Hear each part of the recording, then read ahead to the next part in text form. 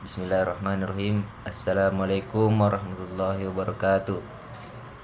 Alhamdulillah, puji syukur atas kehadirat Allah Subhanahu wa taala. Atas rahmat dan hidayahnya lah saya masih bisa berkesempatan untuk membuat video presentasi.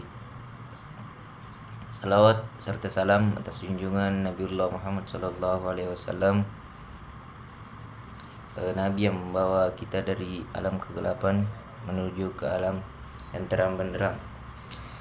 Di sini saya akan menjelaskan materi dengan tema pengantar pendidikan. Ada beberapa poin-poin pengantar pendidikan seperti pada gambar. Itu yang pertama, pengertian pendidikan dan peranannya dalam masyarakat. Kemudian yang kedua, pengantar konsep dasar pendidikan. Kemudian yang ketiga, teori umum. Yang keempat, case atau isu. Dan yang terakhir itu kesimpulan. Ada beberapa pengertian pendidikan dan peranannya dalam masyarakat, yaitu yang pertama, pengertian pendidikan. Definisi pertama, pengertian pendidikan secara sempit.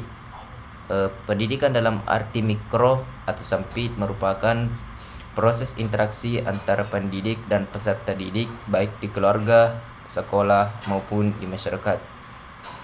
Namun, pendidikan dalam arti sempit sering diartikan sekolah atau pengajaran yang diselenggarakan di sekolah sebagai lembaga pendidikan formal. Segala pengaruh yang diupayakan sekolah terhadap anak remaja yang diserahkan kepadanya agar mempunyai kemampuan yang sempurna dan kesadaran penuh terhadap hubungan-hubungan dan tugas-tugas sosial mereka. Kemudian definisi yang kedua yaitu ada pengertian pendidikan secara luas. Pendidikan dalam arti luas adalah proses interaksi manusia sebagai individu atau pribadi dan lingkungan alam semesta, sosial, masyarakat, sosial ekonomi, sosial politik, dan sosial budaya.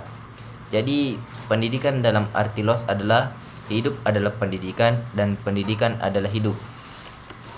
Kemudian yang selanjutnya peranan pendidikan.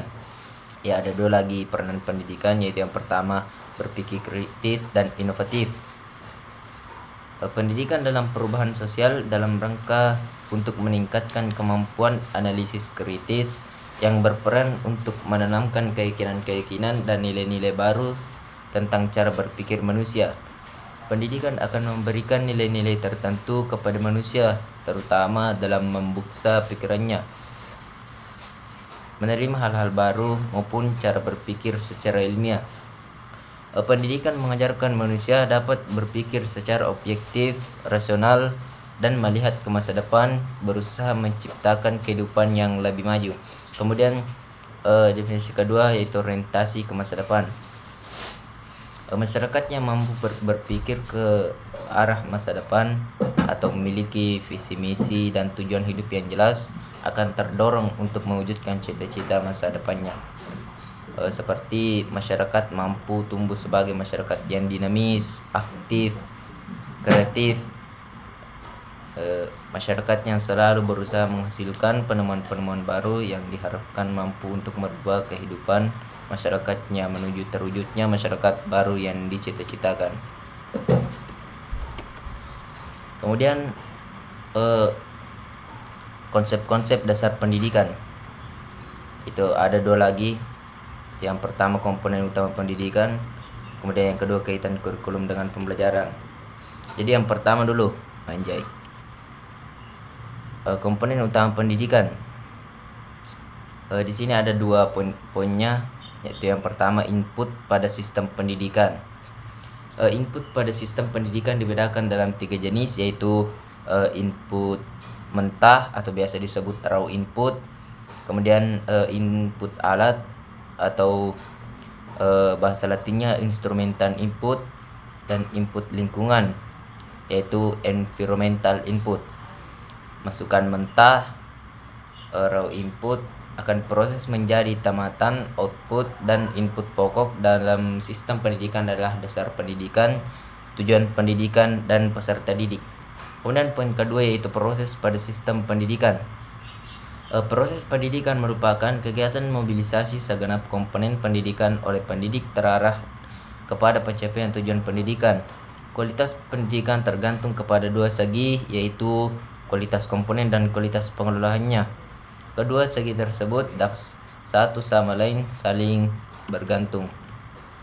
Kemudian definisi kedua itu ada kaitan kurikulum dengan pembelajaran, mana memiliki juga 2 poin, yaitu yang pertama model dualistis atau bahasa latinnya the dualistic model. Pada model ini kurikulum dan pengajaran terpisah, keduanya tidak bertemu. Kurikulum yang seharusnya menjadi input dalam menata sistem pengajaran tidak tampak, demikian juga pengajaran yang semestinya memberikan balikan dalam proses penyempurnaan kurikulum tidak terjadi karena kurikulum dan pengajaran berjalan sendiri.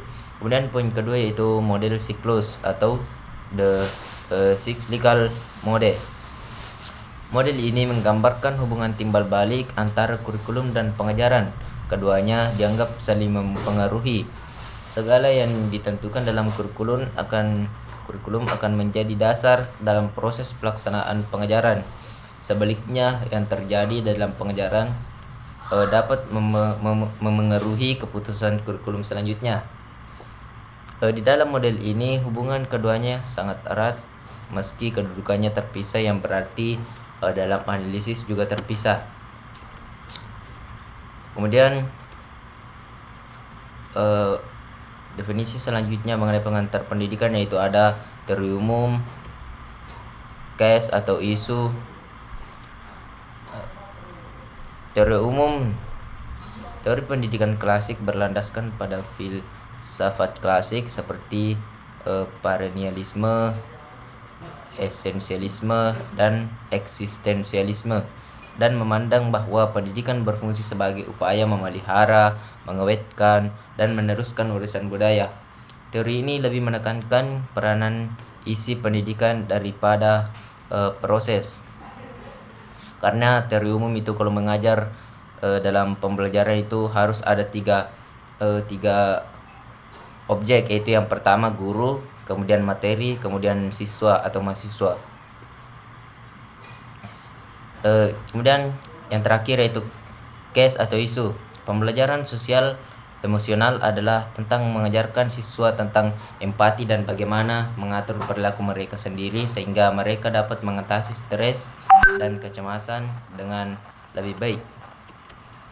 Ya, itulah materi tadi yang saya sudah jelaskan, dan dapat disimpulkan bahwa pendidikan adalah hal yang terpenting bagi setiap individu dalam meningkatkan kemampuan pengetahuannya.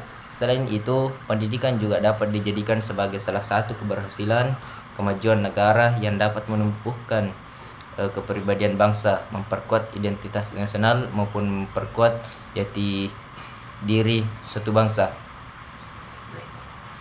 Ya. Sekian dari saya. Assalamualaikum warahmatullahi wabarakatuh.